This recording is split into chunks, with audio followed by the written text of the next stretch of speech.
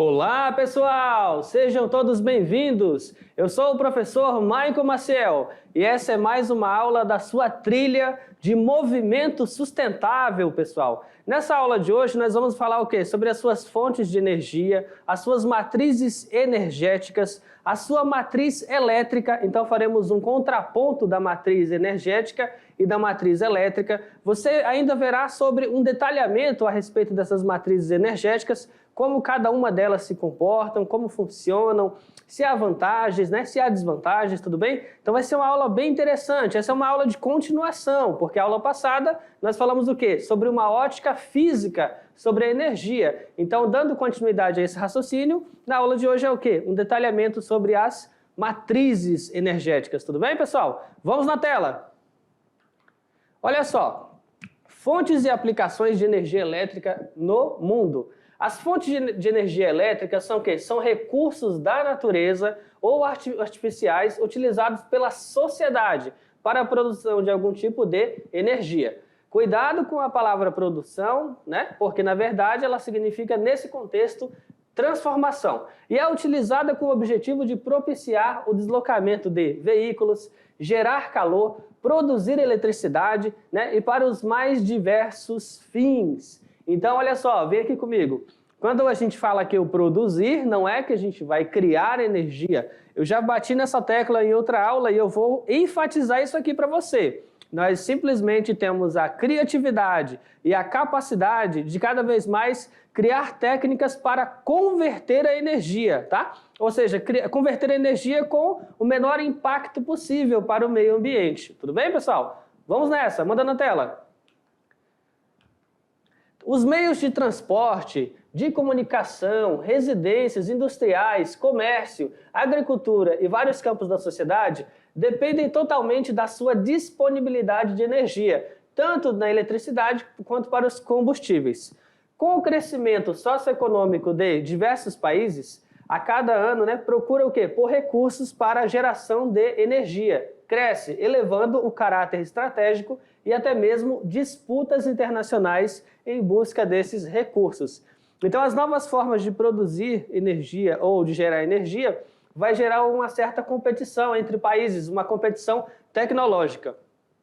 Temos aqui no gráfico 1, pessoal, vamos aqui, manda no fundo aqui comigo. Esse gráfico 1 é um gráfico de setores, né?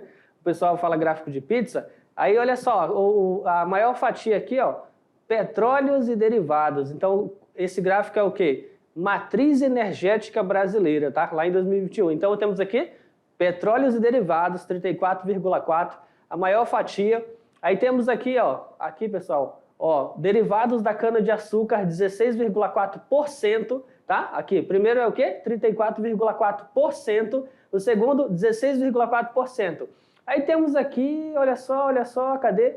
8,7% lenha e carvão vegetal. Ainda ali acima, carvão mineral, ó, 5,6%. O nuclear, ó, quanto ali? 1,3%, um pouquinho. E a hidráulica, olha só, fonte energética hidráulica, 11%.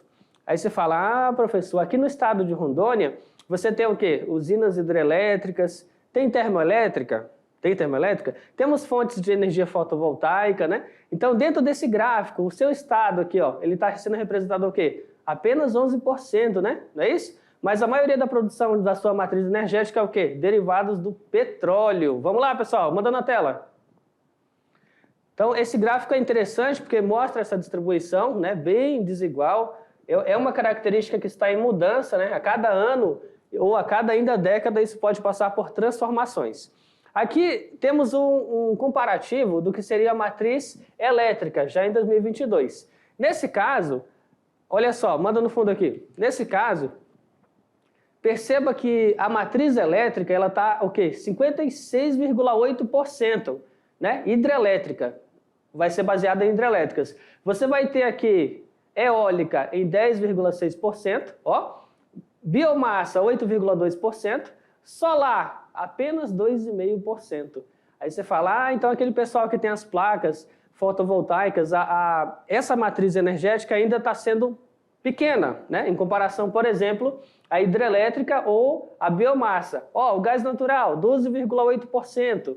Aí você fala, ah, entendi, professor. Então, as fontes de matrizes energéticas no Brasil são bastante desiguais. Sim, né? Isso é graças a um histórico de desenvolvimento, um histórico de tecnologia, e por isso mesmo que esse gráfico, esse setor de pizza, com o passar do tempo, a tendência é que ele também sofra transformações, né? Ora para uma fatia aumentar ou outra diminuir. Vamos nessa! Aqui no gráfico 3 temos o quê? Fontes renováveis e não renováveis para a geração de energia elétrica no Brasil e no mundo. Então, no Brasil, você vai ter o quê, pessoal? 83% vai ser o quê? De energias renováveis, enquanto que apenas 17% energias não renováveis. No mundo, olha só, temos que 27% é o quê? De energias renováveis e 73% de energias não renováveis. Significa que o Brasil, a média do Brasil, comparada com uma média mundial, no quesito energias renováveis, nós estamos com essa, vantagem. Olha só, 83%. Enquanto que no mundo apenas quanto? 27%. Falou, pô, bacana, interessante isso. Você sabia disso? Ou seja, o país está agindo em cima de energias que vão ter um olhar ambiental, né? Para o planeta, para a nossa casa. Tudo bem? Vamos nessa.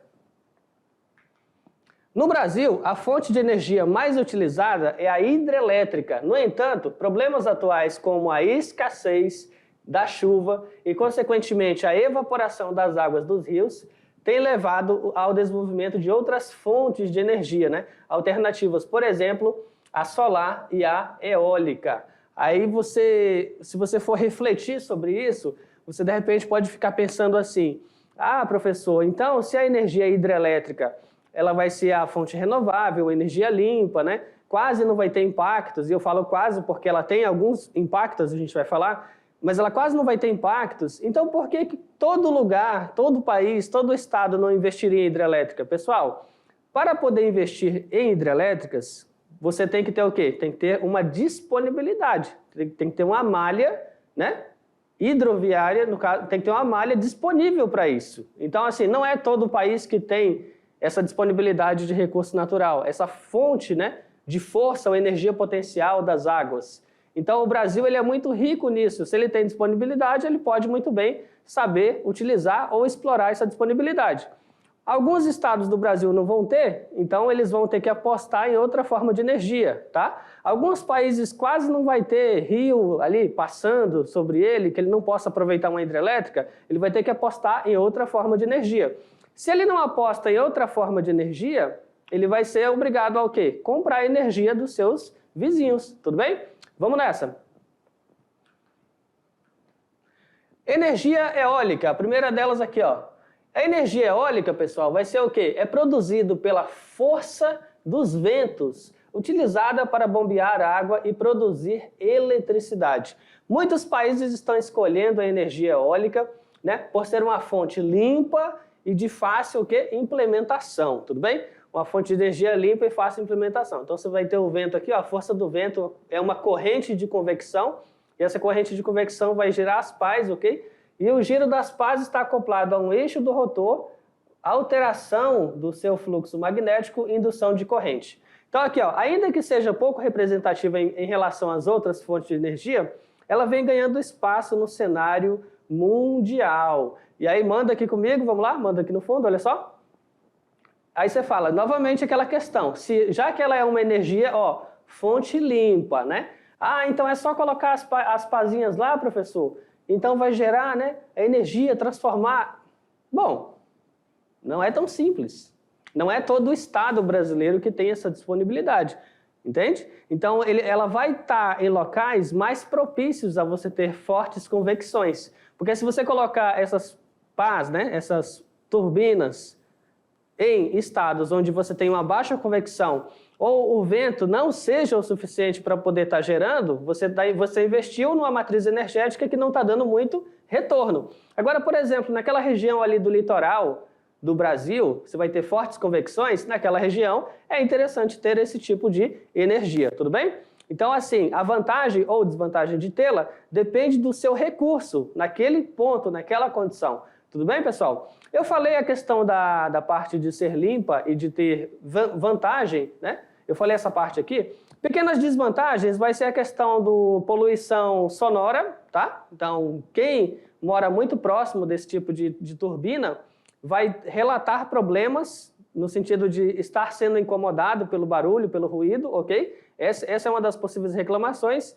E a outra é que você pode ter o quê? Aves migratórias que podem o quê? Serem acertadas por essas pás. Então tem um movimento ambiental que briga contra isso, né? Porque algumas localizações dessas pás ou turbinas estão em rotas migratórias de aves, então pode acertá-las, tudo bem? Manda na tela. A energia eólica transforma a sua energia mecânica, ó, em energia elétrica, através do quê? Aerogeradores. Espécies do que o pessoal chama aqui, ó, comumente de catavento, né? Popularmente falando, é um catavento. Ou ainda moinhos localizados em espaços abertos que possuem grande incidência, é o que eu acabei de falar aqui, grande incidência de correntes de ar, de vento. Alguns dos impactos que causam é o quê? Poluição visual, poluição sonora, tudo bem? Então temos um esquema aqui, ó, o que ele chama de catavento, uma transformação, ó, transformador, transformar a energia, uma subestação, né, e a sua transmissão de energia. Então, ora você vai fazer uma transformação de energia de um tipo, né, mecânico em outro, elétrico. Ora você vai mudar o tipo de corrente elétrica de uma forma para outra. Na subestação você vai subir a tensão, né? Então ele vai passar por um transformador ou um gerador, ele vai subir a tensão. Subindo a tensão ele vai ter capacidade de fazer essa transmissão de energia. Temos ainda também a energia solar, pessoal, aqui ó, energia solar é o quê? Produzida pela energia dos raios solares e, portanto, é o quê? Inesgotável na natureza, tá? É uma das mais exploradas na atualidade como forma de energia alternativa limpa e não poluente, tá? Então temos aqui uma representação. Aqui, pessoal, temos aquele conceito, né, de que se você tiver os raios solares, numa placa fotovoltaica, ele vai ter a capacidade o quê? De quantizar a luz. Num quantum de energia, esse pacote de energia ele vai ter a capacidade de liberar elétrons. Então, é uma conversão de uma energia para outra forma de energia. Quando a gente fala aqui também que essa energia é limpa, vem aqui comigo, olha só. Quando a gente fala que essa energia é limpa, tem que pensar o seguinte, tá? Tem muitas placas solares, está se investindo bastante em placas solares, tá? E se você pensar no meio ambiente, você tem que pensar a curto, médio e longo prazo. A pergunta é, qual é o destino dessas placas daqui a algumas décadas ou daqui a algumas centenas de anos? Qual é o destino? Então, será que nós teremos o tratamento adequado para dar para essas placas que estão ali? Então, esse é um ponto a ser pensado. Você fala, essa energia é limpa, eu tenho uma placa solar. Temos um tratamento final para esse tipo de descarte para as placas? Entende? A mesma coisa você pensa sobre as pilhas, sobre as baterias, porque você vê muita pilha e bateria sendo descartada de forma inadequada. Essas placas no futuro, numa possibilidade de não terem mais utilização ou aplicação, o descarte delas tem que ser pensado, tá? Corretamente. Vamos lá, pessoal, manda na tela. Temos aqui, olha só, uma representação. As placas solares e as células fotovoltaicas estão sendo muito utilizadas nas residências, de forma que captam a energia solar e depois transformam em energia elétrica, tá? Então aqui a representação, ó, painel solar converte a luz solar em corrente contínua, depois você vai ter um inversor de corrente elétrica contínua em alternada, ou seja, aquela corrente elétrica que está só em um sentido, ele vai transformar numa corrente elétrica alternada, tudo bem? Terceiro, ele vai ter o quê? Energia requerida pelo estabelecimento, ele vai analisar esse consumo, e aqui a energia que pode ser excedente, ou seja, aquela energia que a placa fotovoltaica converteu, que a casa recebeu e não utilizou, ele vai devolver para a rede como energia excedente, tá? Então aqui são utilizadas também para o aquecimento de água, nesse caso, transformação para energia térmica. Olha só, pessoal, temos a biomassa. A utilização da biomassa consiste na queima de substâncias de origem orgânica para a produção de energia, correndo por meio de combustão de materiais, né, como a lenha, o bagaço da cana e outros resíduos agrícolas, né? restos de florestas e até o quê? Excrementos de animais. Então, nesse caso da biomassa, é um tipo de energia transformada para outra, né? Combustão, aqui, térmica, elétrica. É considerada uma fonte de energia renovável, porque o dióxido de carbono produzido durante a queima é utilizado pela própria vegetação na realização da fotossíntese, o que significa que, desde que haja controle, o seu uso é sustentável, né, por não alterar a macrocomposição da atmosfera terrestre. Então, nessa queima, ele vai liberar um gás, né, gás carbônico, e contanto que essa quantidade seja bem pensada, ele pode liberar essa quantidade de gás carbônico numa condição em que ele possa ser absorvido pelas plantas. Essa é a ideia da biomassa. Temos a energia nuclear. A energia nuclear ou atômica é uma das mais perigosas, uma vez que pode causar danos irreversíveis ao planeta. Ela é proveniente de elementos radioativos, sendo obtidos a partir da fissão nuclear, né? No caso, a fissão do átomo do urânio e do tório. O custo da geração de energia a partir das usinas nucleares é relativamente alto e seu sistema muito complexo, tá? Muito complexo. Então, no Brasil, nós olha só, pessoal, manda no fundo aqui. Temos a representação aqui, né, da fissão do átomo. A fissão do átomo vai liberar energia. Essa energia vai ser capaz de pressionar um gás, esse gás vai gerar a turbina, produzir energia. Aí você fala, professor, então a energia é direto do átomo. Você consegue fazer a fissão do átomo e a partir dessa cadeia, né, de comando ele produz e transforma energia. Mas aí, pessoal, existem perigos associados a isso. No caso da energia nuclear, o rejeito, né, ou seja, o que você vai ter que, como produto final, além da própria energia, é algo que tem que ser muito bem controlado, né? Pode ser danoso ao meio ambiente. Então, esse tipo de energia está mais em desuso no Brasil. Você vai ter Angra 1, Angra 2, ok? Ele não é tão popular, exatamente por essa condição de que o seu rejeito pode ser prejudicial ao meio ambiente. Vamos nessa, pessoal.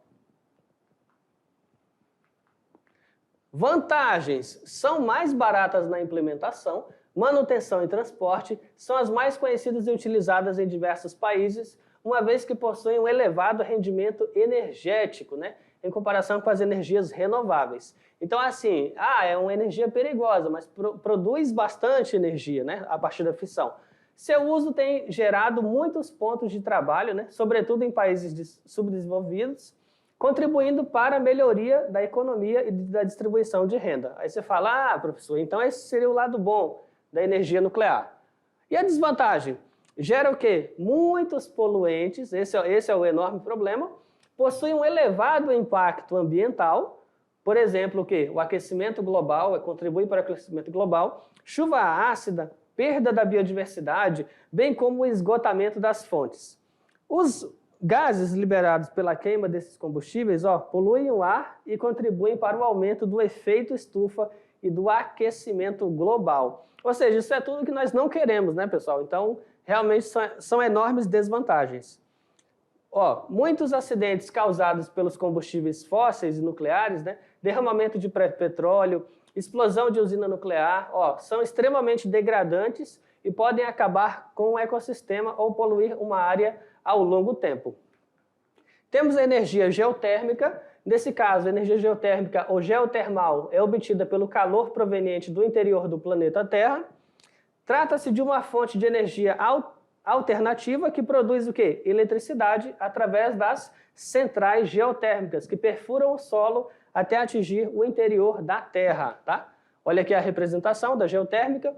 Fonte de energia muito antiga, já era utilizada pelos povos da antiguidade, seja para cozinhar ou aquecer casas.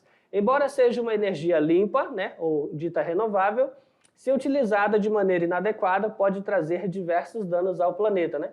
Como que a sua própria alteração geológica. Então aqui a representação, calor da Terra, produz o vapor de água, ele pode utilizar aqui, né? O vapor, condensador, vapor, força do vapor, turbina e alternador, ou seja, para você mudar de corrente contínua para alternada. E aqui a sua transmissão de energia. Temos a partir das marés, né? Olha só, a coluna de água oscilante Nesse caso, essas construções possuem em sua base uma abertura por onde as ondas entram, fazendo com que o ar que se encontre no seu interior fique à altura da entrada, né, sob pressão, sendo por isso expelido por uma abertura que se encontra em outro extremo. Ao sair, quando a turbina que produz eletricidade, quando a água recua, é criada uma baixa pressão no interior, pelo que o ar se encontra, né, no exterior, é sugado, fazendo girar novamente a turbina ao entrar. Então, essa energia, a partir das marés, ela leva em conta de que essa maré vai chegar, produzir uma variação na pressão. Quando ela vai embora, ela vai produzir outra variação na pressão e você vai ter essa turbina girando, né, tanto na ida quanto na vinda.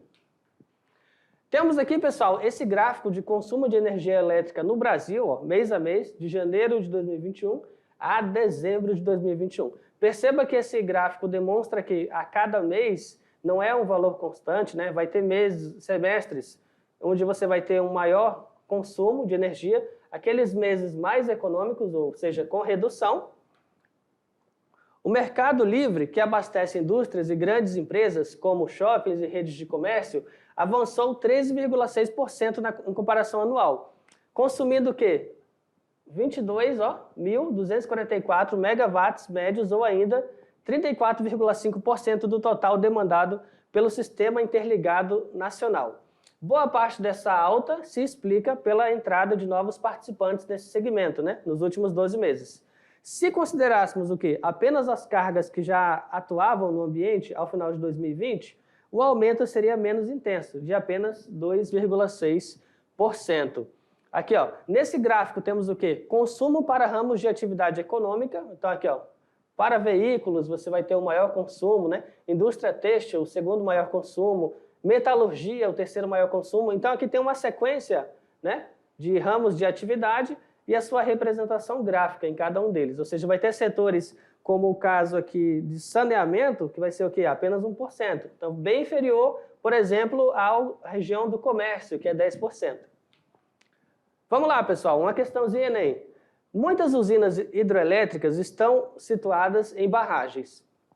As características de algumas das grandes represas e usinas brasileiras estão apresentadas no quadro abaixo. Então, temos um gráfico aqui, ó, um quadro usina de Tucuruí, Sobradinho, Itaipu, Ilha Solteira e Furnas, tá? Aí temos essa descrição da sua área alagada, da sua potência e do seu sistema hidrográfico.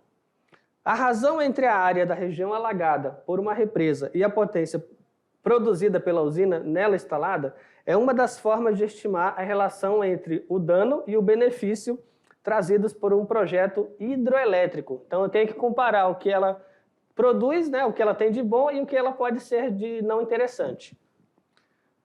A partir dos dados apresentados no quadro, o projeto que mais onerou o ambiente em termos de área alagada por potência foi, vamos olhar aqui, olha só, no quadro, a usina de Sobradinho é a que apresenta a maior área alagada, tá? Então, 4.214, vamos dar uma olhadinha aqui? Aqui, ó, tá? 4.214, ok? E a menor potência, aqui, ó, 1.050, então ela tem a menor potência. Desse modo, ela é a que causou o maior impacto ao ambiente em relação à produção de energia elétrica por área alagada, tá? Aí, nesse caso, se eu for comparar aqui, ó, Tucuruí 1,75, Itaipu 9,33, Ilha Solteira 3 e Furnas 0,90. Então, nesse caso, seria o quê? Sobradinho, tá? Alternativa I. Questão 2. Uma maior disponibilidade de combustível fóssil, como acontece com as crescentes possibilidades brasileiras, é a fonte de importantes perspectivas econômicas para o país. Ao mesmo tempo, porém, numa época de pressão mundial por alimentos e biocombustíveis, as reservas nacionais de água doce, o clima favorável e o domínio de tecnologias de ponta no setor conferem à matriz energética brasileira um papel-chave na mudança do paradigma energético produtivo. No texto, é ressaltada a importância da matriz energética brasileira, enquanto referência de caráter mais sustentável. Essa importância é derivada então vamos analisar aqui, letra A, é derivada da conquista da autossuficiência petrolífera pela descoberta de novas jazidas. expansão da fronteira agrícola intensiva para a produção de biocombustíveis, superação de uso de energia não renovável no setor de transporte de cargas, apropriação das condições naturais do território para diversificação das fontes ou redução do impacto social advindo da substituição de termoelétricas por hidrelétricas. Então, olha só, o Brasil possui um vasto território que oferece o quê? Boas condições naturais para a implementação de fontes de energias renováveis. O país possui uma grande disponibilidade de água, de radiação solar e de vento, o que permite a diversificação das fontes que compõem o quê? A matriz energética brasileira. Nesse caso, olha só, alternativa D, a apropriação das condições naturais do território para a diversificação das fontes. Questão 3, pessoal, questão Enem. Para diminuir o acúmulo de lixo e o desperdício de materiais de valor econômico e assim reduzir a exploração de recursos naturais, adotou-se em escala internacional a política dos 3 R's, né? Redução, reutilização e reciclagem.